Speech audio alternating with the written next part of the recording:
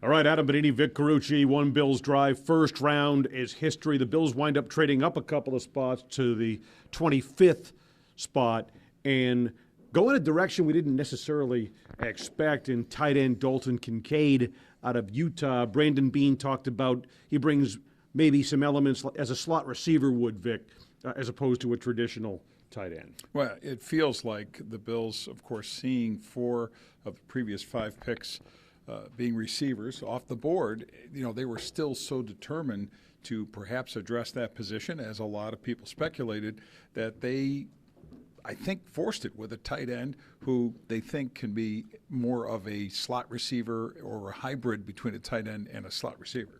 You listen to Brandon Beane, this essentially, he wouldn't come out and say this, but was probably the last player on the board that had a first-round grade for them. He said had he not been there, they would have traded back. In any case, did they have to trade up to get this guy? It doesn't feel like they did. I mean, he was damaged goods. You're talking about a guy who had a back injury that kept him out of the NFL scouting combine, that kept him out of Utah's pro day. So you would have to think he could have been there. I know there was thought, and Beane said it, that the Cowboys were interested in a tight end.